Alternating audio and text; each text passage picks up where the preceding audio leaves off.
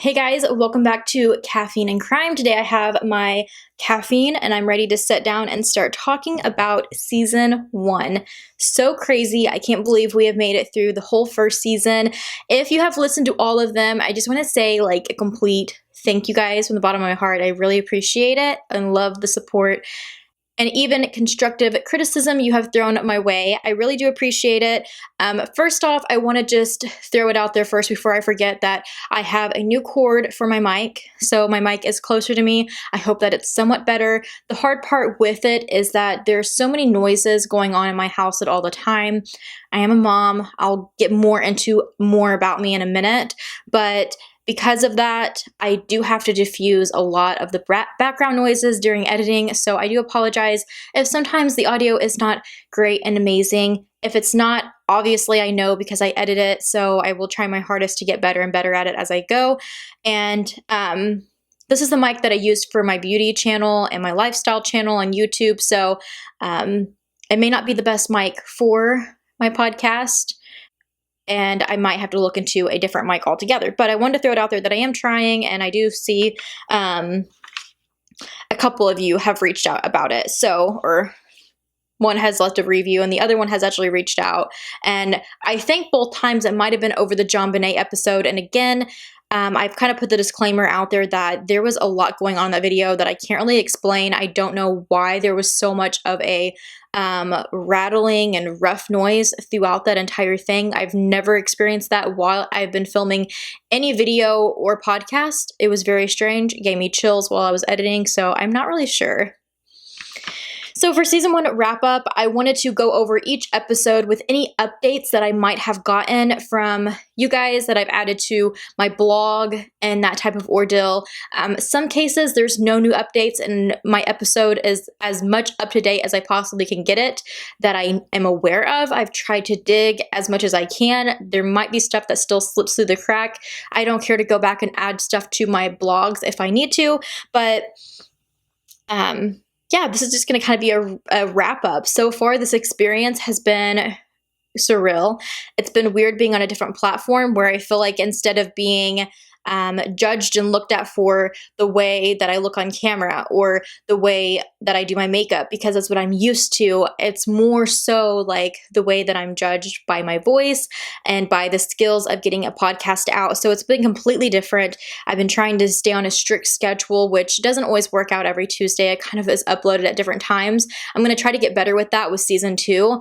But yeah, it's just been a whirlwind going through all of this, and I feel like it flew by extremely fast.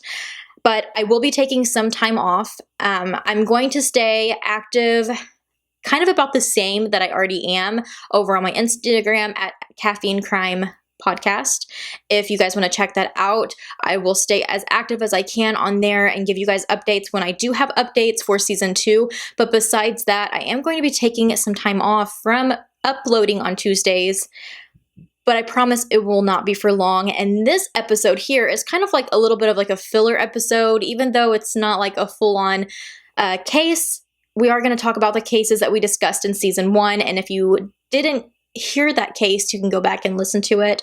But there is 10 complete episodes out on cases if you are new here and you want to check those out. I did want to mention a little bit about myself because I feel like with every single episode I've wanted to just kind of just dive in, and I've let little personal things come out here and there and certain things, but I did want to talk a little bit about myself. I am from Missouri, and I've been in Missouri since I've been alive, and I've traveled a little bit, not too far. I definitely don't want to settle in Missouri. I definitely want to move to another state. That is to be determined with me and my husband. We're so indecisive that it's hard for us to figure out where we want to go per se. But for now, we are pretty content where we are at, and that has been nice. It also is kind of hard for us to leave because we do have family close by. We also have our oldest in school already. He is in kindergarten this year, and with other programs that he has going on like karate, it would be really hard to leave at this point, but it is in our future plans to figure out where we want to go. Me and my husband have been together for 10 years in May this May will be 10 years, and it'll be 6 years married, which is insane. But yeah, we met when we were very young. I was very young, but we have been together, and there has definitely been ups and downs, but he is my guy. He is my best friend who keeps me motivated and confident to do all the things that I want to do, which is a lot, obviously. And like I said, we do have a son. We have two, actually. We have our firstborn is Roman, who is 6. He's going to be 7 this year, and he's in kindergarten right now. And karate, he keeps us busy and on our toes all the time. And while he's at school, his little brother Axel, who will be 4 in May, keeps me on my toes. I am a stay-at-home mom with him. And besides that, I do makeup on YouTube, Beauty Guru Life. I also have a lifestyle channel where I try to document as much of my life and my kids' life as I possibly can. And this podcast, of course, and I'm very active over on Instagram. I feel like, I guess I'm not cool enough to be on TikTok because I'm not over there yet. I still have not branched out to that world yet. And although I do have a Twitter, I don't know. A lot of the time I feel like I'm kind of done with Twitter. Every time I get on there, I'm like, oh, I really need to update my Twitter. And then I'm just like, I'm not really into it anymore. I love Instagram though. It's been the platform for me. Even my Facebook, I'm rarely on anymore. And when I am, it's just to check in on like family. But it is the 4 of us. We also have a American Bulldog mixed with something else that we don't really know, dog. Her name is Riley, and we've had her for a few months now, so she's pretty new addition to our family. But we stay absolutely busy with everything we have going on. My husband is a school teacher, but he also does other side projects with creating activities and that type of thing for other teachers. And yeah, we definitely stay busy, but we both are super creative and we love staying busy and staying creative with things. And when we're not doing our creative outlets, we are usually gaming together or doing something like that. We love gaming, and I personally love reading and that type of ordeal too, but just when I can find the time. I also forgot to mention that I do have a blog as well, which I do mention on here in every episode because I post my true crime blog every Tuesday for you guys on whatever episode that I do. And that's where I'm going to be taking my notes from today on each of these episodes. But on that blog, it is called All the Things with Allie Briam because it's Makeup Monday, it's True Crime Tuesday, and I do other blogs throughout the week too. I've been doing some perfume reviews. I do some book blogs. I do different lifestyle recipe, all kinds of different things there. So I do want to go ahead and jump into the wrap up of this episode, which is going to be going down the line of each episode. So for episode 1, Brooke Skylar Richardson, there is no update. You guys know as much as I know from that episode. She served her time, which I think was 7 days, I think is what I said in that episode. And from there, it seems that she has lived life under the radar. So we don't really have any new update regarding her. Episode 2, Denise Williams. The only update I can give you guys is that Brian Winchester is still serving years for his 20 years of kidnapping and holding Denise at gunpoint. So he's still serving that time, but he literally got 20 years, so he probably doesn't have too much longer. And Denise is definitely still in prison. She is still locked away. There's no chance that she is getting out.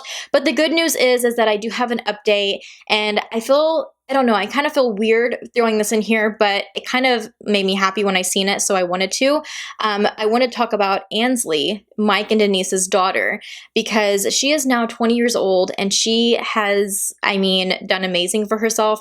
The fact of what her life really was as a child, it's insane, and I am just so happy for her. She was rewarded all of the insurance money, and with the tragedy surrounding her family, it never slowed her down. She attends Florida State University, and she also competes in pageants. She competed for Miss Florida USA, and she actually won Miss Tallahassee Teen USA in 2017. And this article I found also says, Cheryl, she understandably is heartbroken that she will never get her son back, but it is all because her efforts that the truth finally came to light. She said that she is a fighter, not a victim. And she also says, if I had not done what I did for 17 years, Mike's disappearance never would have been solved. There is no manual to tell a mother what to do when her child goes missing. I just did what God put on my heart to do. So that is a little bit of an update. I plan on going ahead and posting a blog for this little wrap up today. It'll probably be very brief, but I will definitely try to find this article to put there in case you guys want to read more on about it. But I just thought that was awesome. It put a smile on my face seeing that Ansley is walking forward and is confident and is going somewhere with her life and not letting the tragedy hold her back that others chose to do. I do really hope that her and Cheryl do have a close bond as well. It does look like she's still in the Florida area though, so I'm sure that there is somewhat of a bond going on there. So for episode 3, JonBenet Ramsey, I wanted to put a disclaimer. I've already done it on YouTube, so I don't want to go over it too long, but I've kind of mentioned in a past episode that I got a lot of hate on that episode and then the episode of Madeleine McCann. So I just want to put the disclaimer out there right now that, again, I just want to say for the wrap up and for those purposes, I just want to say that I was not coming at either one of the families. With the JonBenet Ramsey case, I literally just wanted to be a fly on the wall, looking at the case from both perspectives, from the people who think it was an inside job, for the people who think it's not an inside job, and just put all the facts together. Like I've said before, like if you would have asked me years ago, I probably would have said that it was an inside job. I think I would have. But with my fresh eyes and being able to see and to look up more and more of the evidence and the different stories. That's the thing. You can't just take one article, one docuseries, and make your mind up with that. It's too hard to do that. You do definitely have to look at different angles. And I do really highly suggest different docuseries on that case. It is so interesting and it is mind-boggling that nothing ever came of it and it is still a cold case, unfortunately. But there is a pretty new one on Hulu and it features John Ramsey, which was JonBenet's dad, and Patsy is no longer alive. Unfortunately, she did pass of cancer, and John just kind of talks about his life now, and it definitely is a very touching docuseries, so I definitely recommend it if you haven't seen it. I think especially for people who do want to point the finger and say it was an inside job. Again, I'm not saying it wasn't an inside job. I'm not saying it is an inside job. I am just like, I don't know. I'm just one of those like people who's like 50-50. Like, I don't know.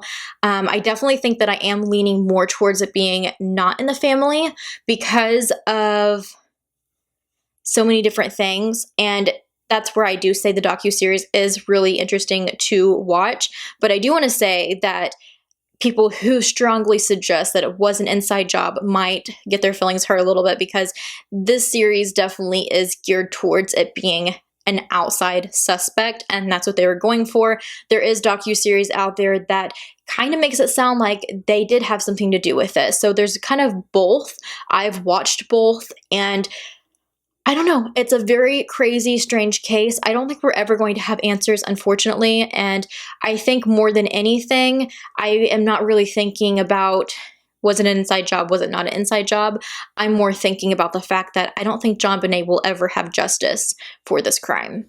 Moving on to episode 4, Russell Williams. There is no new updates on him. He is still rotting away where he belongs in prison. So episode 5 was Chris Watts, and guys, my podcast has blown up with this episode, let me tell you. I think I had the most views on this episode on YouTube as well.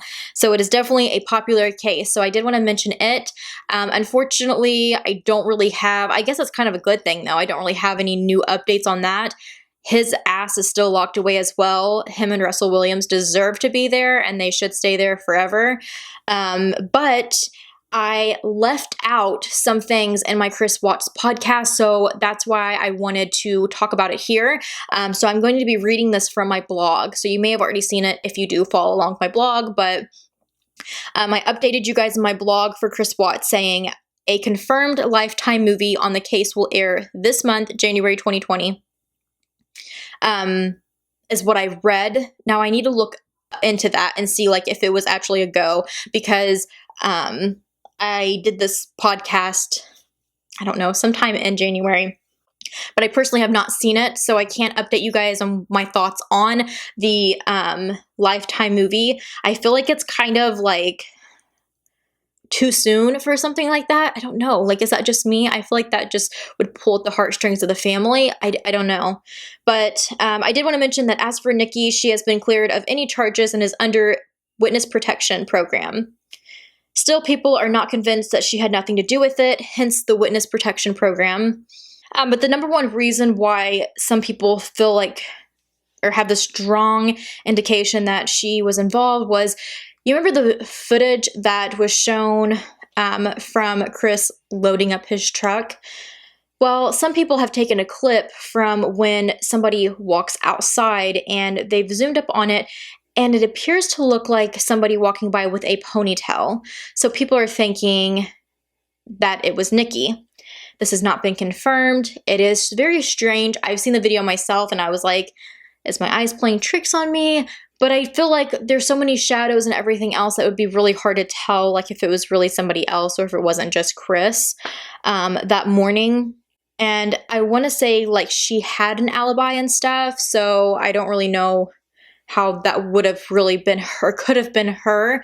But at the same time, I also I can't remember if she said that she was just asleep because it was very early in the morning.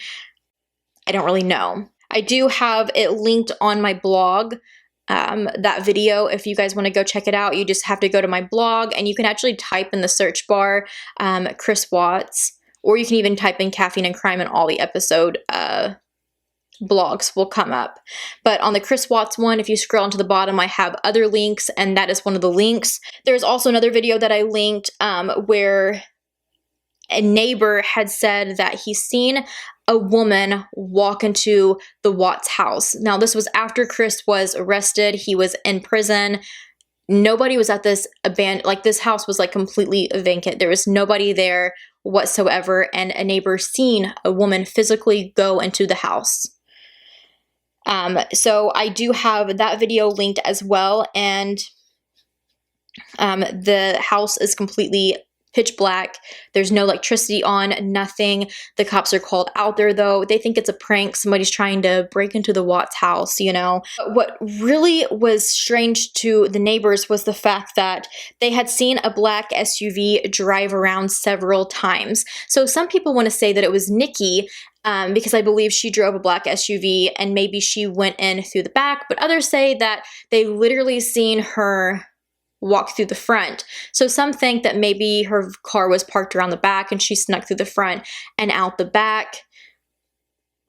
It's a little strange. The video is very chilling though to watch these cops go through, and what is really weird about it is the fact that I believe when you first see it, the electricity is just, I think, just not, I don't know, it's so strange.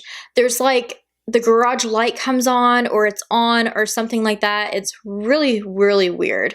The whole footage is on a body cam on a police officer. So they have no idea if she got away. Was she trying to recover something for Chris? If it was Nikki, they just have no idea.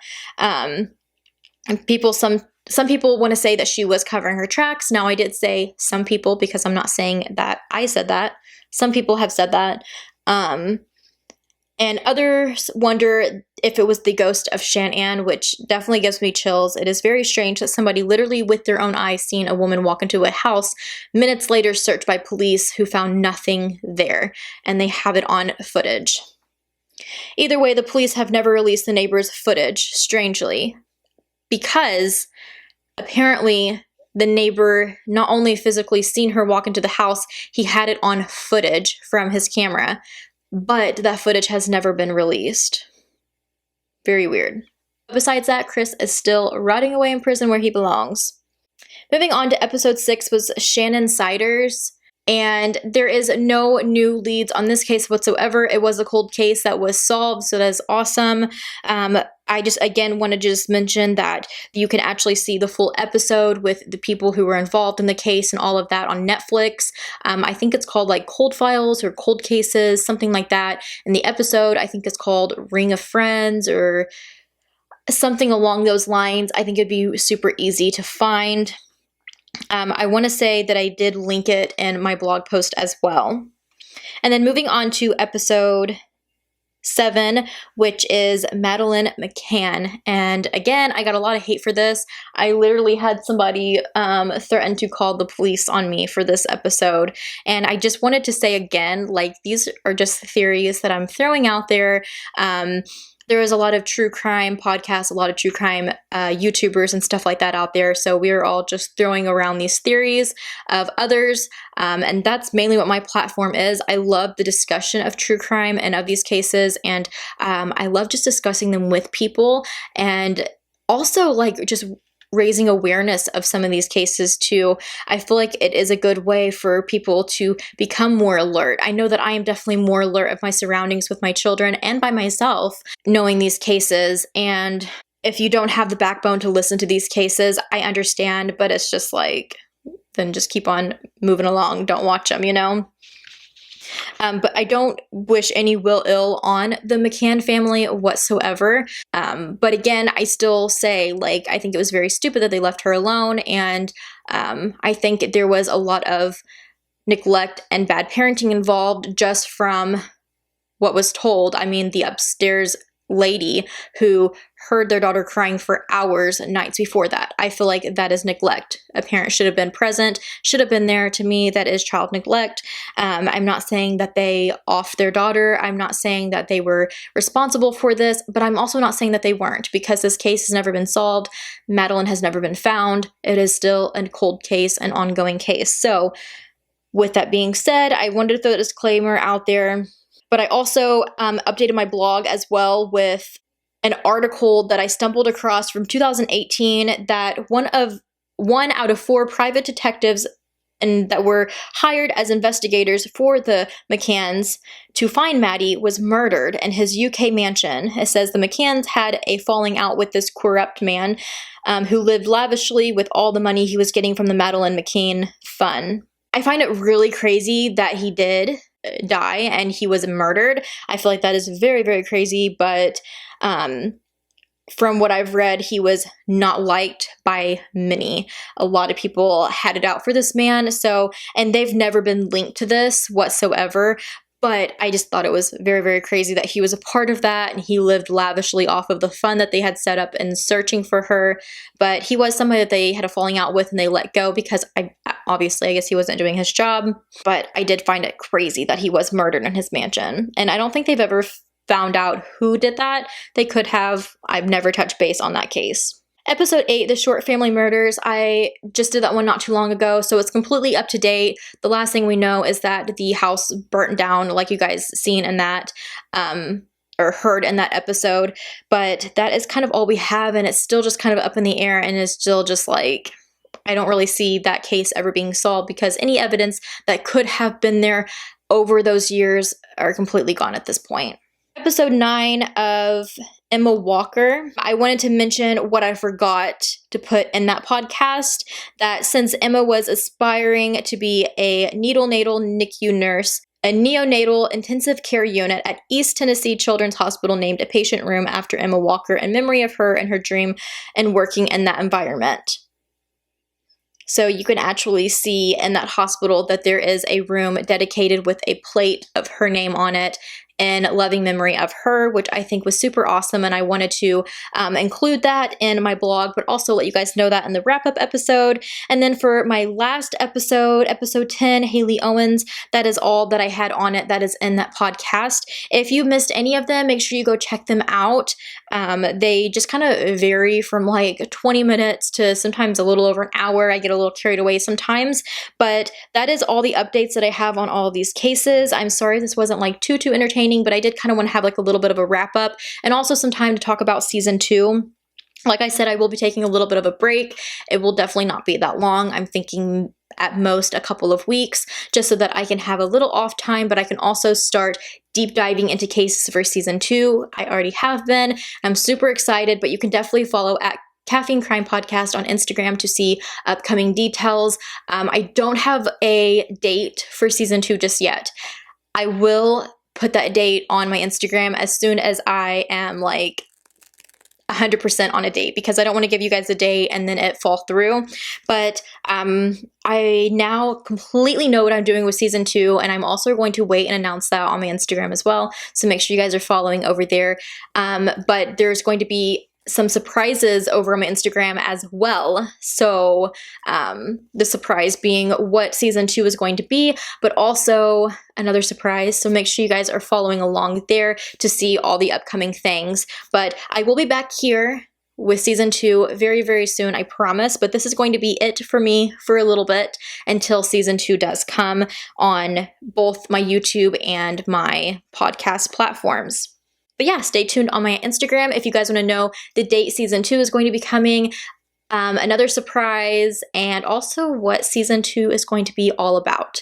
I hope you guys enjoyed this little wrap up. I hope you guys enjoyed season 1. I had a great time jumping into the podcast world and doing this podcast, and I appreciate all of you guys who take the time to listen and follow along with this little journey of mine with true crime and podcasting. But I hope you guys enjoyed. Thank you so much. I appreciate all the love and support with this podcast. If you haven't already, make sure you jump over and give me a rating on whatever platform you're on. If that's on your iPhone, make sure you give me a rating on Apple Podcasts so I know how you're liking this podcast. I would really appreciate it.